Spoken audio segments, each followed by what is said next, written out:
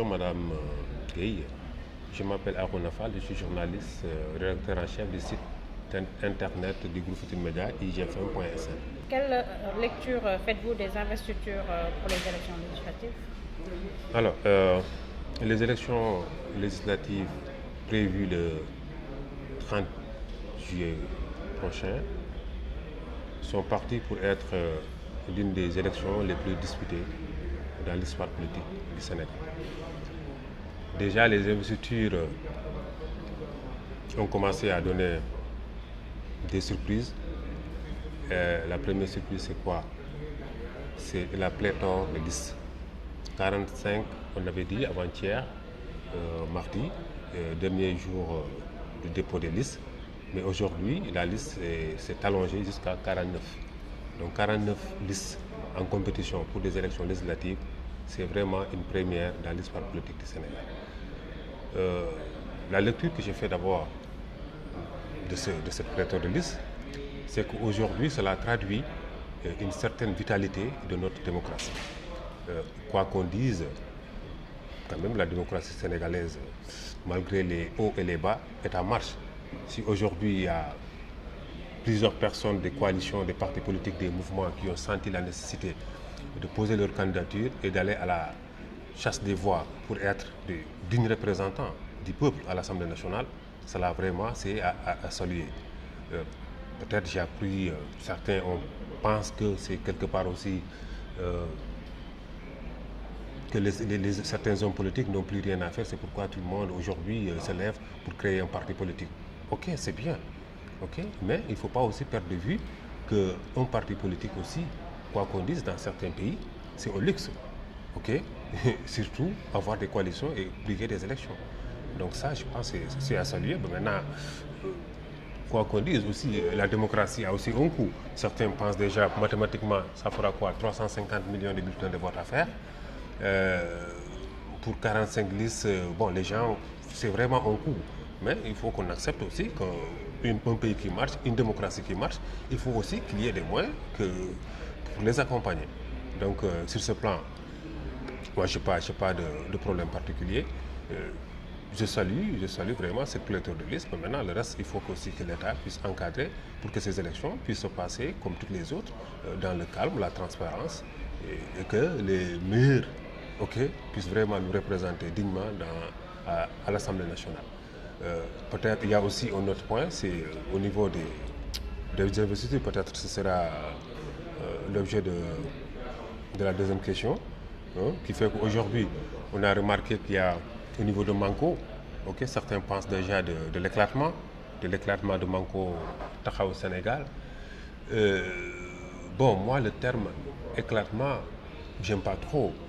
Parce qu'aujourd'hui, l'histoire politique du Sénégal a connu une certaine évolution. Dans cette coalition Manko au départ, quels sont les responsables politiques ou bien quels sont les leaders politiques qu'on y retrouve? C'est quoi? Il y a le PDS, il y a Khalifa Sall et une partie du PS, il y a Malick Gakou, il y a Cheikh Bamba Dièye, il y a tout.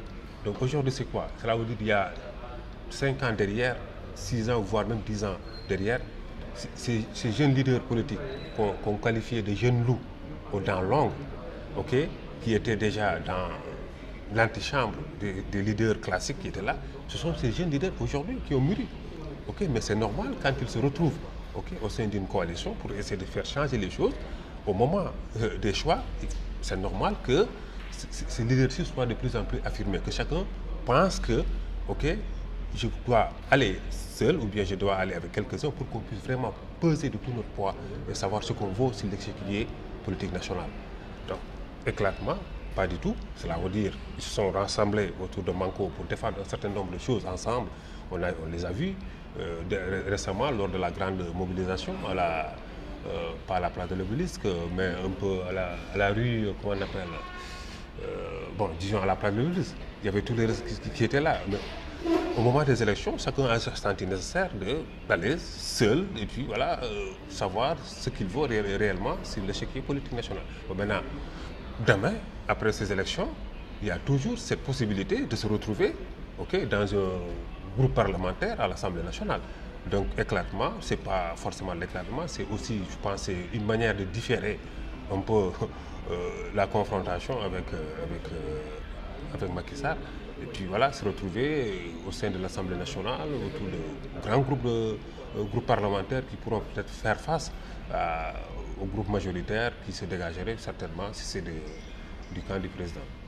D'accord. L'investiture de Maître Wade comme tête de liste de la coalition Wattu Sénégal, est-ce un échec pour les libéraux? L'investiture de Maître Abdoulaye Wade comme tête de liste de la coalition gagnante, Wattu Sénégal, échec pour les libéraux, pas forcément échec. Pas forcément échec si on essaie d'analyser d'abord la conception même que Maître Abdoulaye Wade a de la politique. Okay? Il a toujours dit que tant qu'il lui reste un souffle de vie, okay, il continuera toujours à faire de la politique. Ça, il a dit. Alors, ce n'est pas parce qu'il a 91 ans, okay, qu'on devait lui ôter cette capacité ou bien cette potentialité à se présenter. Aujourd'hui, si c'était certainement, si Dieu lui prête vie et en 2003, aux prochaines élections présidentielles, mais pourquoi pas, il pourrait même se présenter comme président, pour candidat à la présidentielle. Donc je ne pense pas que ce soit un échec, c'est une logique de l'engagement politique de l'homme. Est-ce qu'il n'est pas temps qu'il se repose? Non, mais en politique, il n'y a pas de repos. Tant qu'il y a des choses à défendre, tant qu'il y a la foi, l'engagement, il n'y a pas de repos. Au Sénégal, bon, quoi qu'on dise, la démocratie, c'est vrai, il y a beaucoup d'acquis sur le plan démocratique, mais toujours il y a des choses qu'on ne peut pas faire. Donc Maître Abdoulaye Wade, il est toujours dans cette logique. Maintenant, si aujourd'hui il se présente tête de liste de Manko Wattu Sénégal, certainement ce n'est pas pour aller siéger à l'Assemblée nationale. Okay? Il le fait certainement maintenant pour tirer vers le haut ses frères libéraux qui sont là, qui à force de se crêper les chiens, il faut le dire, okay, on a assisté vraiment à un émiettement vraiment de cette famille libérale. Donc aujourd'hui, avec son investiture à la tête de cette coalition, peut-être ce serait un nouveau souffle pour le Parti démocratique sénégalais qui pourra peut-être avoir un nombre assez représentatif de députés à l'Assemblée nationale pour pouvoir vraiment gérer et défendre les intérêts des Sénégalais. Parce que l'histoire aussi politique du Sénégal nous a montré que les libéraux, quand même, du temps je remonte peut-être un peu il y a 20 ans avec Maître Ousmane Ngom, qui était le président du groupe parlementaire des libéraux, mais quand même vraiment qui représentait vraiment dignement les populations sénégalaises de l'Assemblée nationale. Mais aujourd'hui, bon, depuis qu'il y ait, je ne sais pas, l'alternance et qu'on a assisté à un nouveau type, entre guillemets, de députés, vraiment le niveau même des débats à l'Assemblée nationale a vraiment chuté. On ne reconnaît plus ces députés vraiment fougueux, ces députés vraiment qui avaient quelque chose vraiment à vendre, à donner aux Sénégalais.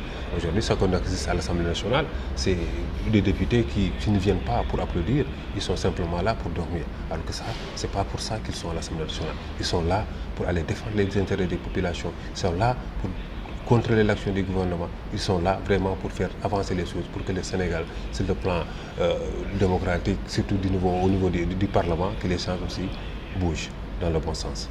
Merci, M. Faure. Merci.